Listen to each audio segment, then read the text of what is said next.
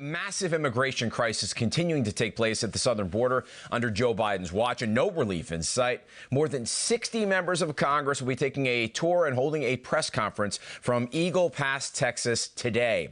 House Speaker Mike Johnson and other GOP representatives will see the migrant crisis firsthand and be briefed on the crisis at International Bridge number 1 at around 1:40 this afternoon.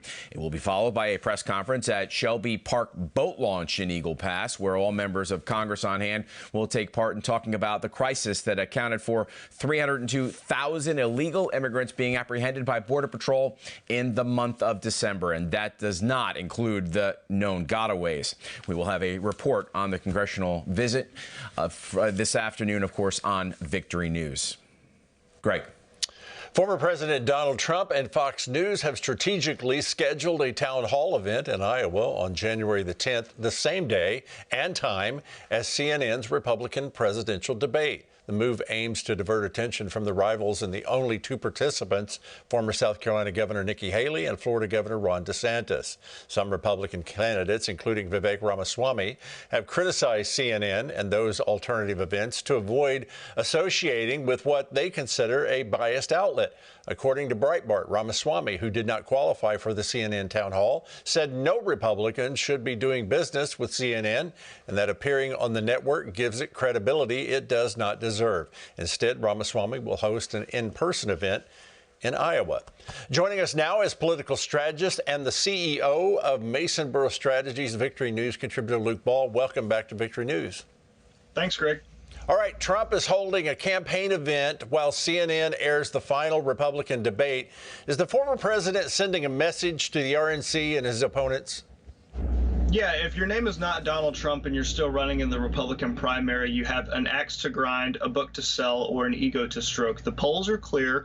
I believe that it's time for all Republicans to unite behind one candidate, because otherwise we're just wasting resources that we could use going after the Democrats' nominee, which I believe is going to be Joe Biden at this point. And ultimately, I think that this is just a sideshow. To have these two candidates square off against each other, it's like 10 and 10% respectively, while Donald Trump is 50 and 60 points ahead. I think that the most important thing to happen right now is to coalesce behind one candidate, and I believe that Donald Trump is going to make his support known very well in Iowa. And just even today, you have seen Tom Emmer, and yesterday, I believe, Steve Scalise come out in support of the president. Major figures within the Republican Party are lining up behind him, and I think it's time for the other candidates to do the same. Oh, yeah, we are in election season in this year, and the Federalist Motley Hemingway is warning that Democrats could be planning to tamper in the 2024 elections. Listen to this.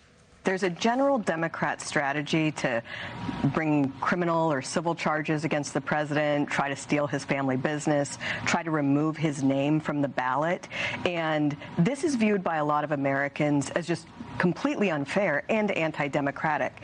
Luke, when other countries like Russia stop free and fair elections, it's often by removing the opposition party. They're removed from the ballot or they imprison the other candidate. Are the Democrats acting any differently in 2024 with Donald Trump?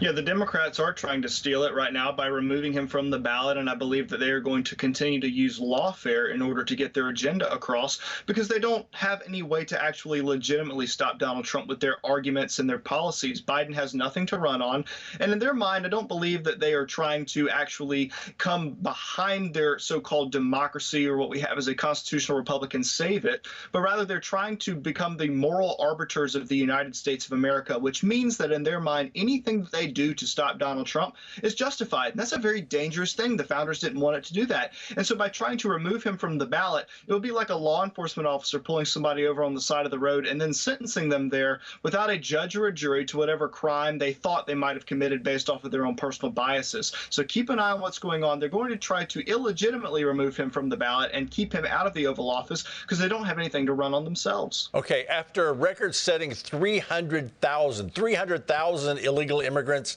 in December, Speaker Mike Johnson, other conservatives are visiting our southern border today. Representative Jim Jordan has a simple solution for the short term. Here we go.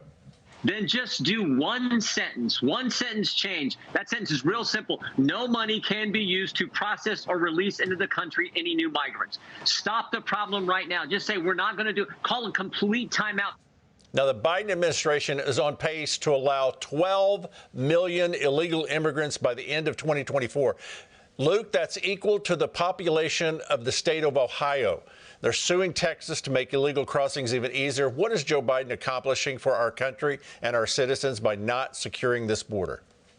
Well, he has completely surrendered. That's what he has accomplished. We are allowing so many people to come into our nation, and the Democrats aren't incentivized to stop it because they know that if they are allowed to come into our country and they are allowed to become citizens with a pathway, even though they didn't follow the legal process, they are more inclined to vote for them, more inclined to vote for Democrats. So they are trying to create a Democrat stronghold right now in the United States of America.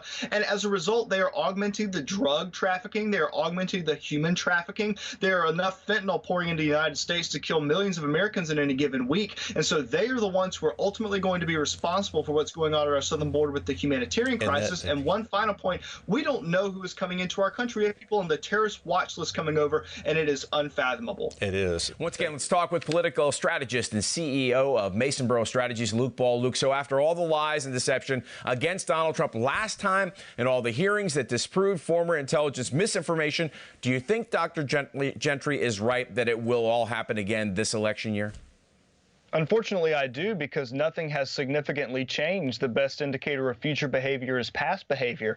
And we've seen far back as the Obama administration, even further back, but let's just start there, how the IRS and the federal government scrutinized conservative organizations like Tea Party groups, all the way up to the Mueller investigation and the Russia hoax. And there was no significant change within these deep state entities like the CIA and the DOJ and the FBI. So I believe that it's going to take a top-down approach this upcoming time when we have a Republican in the White House who's going to be able to restructure these institutions that should be serving the American people. And there are a lot of great American patriots who work at the FBI and the CIA who just want to do their job. But the upper echelons that cling to these policies that, as that individual just mentioned a minute ago, they really, really like because they're part of the undercover echelons of the upper government and the federal government. We need to get rid of that. We need to make sure that these entities are serving the American people rather than working against them. Very good point. Now, the liberal pushback on the resignation of Harvard President Claudine Gay continues. The Associated Press offered this headline today. Harvard president's resignation highlights new conservative weapon against colleges, plagiarism. Now listen to the New York Times' Mara Gay this morning on MSNBC. So this is really an attack on academic freedom. It's an attack on people who are pluralists and believe that you should bring people from all over the world together of diverse backgrounds, and that you actually have more scholarly rigor. And that was Mara Gay. Look, just how does this failing to condemn the genocide of Jews equal academic freedom and dozens of instances of plagiarism equal scholarly rigor? Please explain. Yeah, I've thought about this, and I think that as much as conservatives would like to take the credit for having accomplished something like this, just like we did with the Bud Light scenario and the successful boycott there, I think this goes down to the fact that she legitimately seems to have plagiarized a lot of her documents that got her into the position that she's in right now, in addition to not condemning anti-Semitism on her campus. The totality of this was just staggering. So it wasn't conservatives pushing or conservative influences in their mind, I believe. It's just the fact that she had to resign because she didn't follow the academic standards of Harvard, and they're looking for someone to blame. So although I'm really glad that this happened, and although conservatives played a major role in it, they're going to try and blame it on us and say that we are anti-intellectual and we're anti-academic. Well, we're not. We're just anti-indoctrination. We're anti-woke. We want our colleges to be reformed so that it actually educates instead of indoctrinates, and we want people held to the same standards, and the people who are placed in these positions of power should not be diversity hires. They should be educational hires and people who are well-versed to handle the job at hand.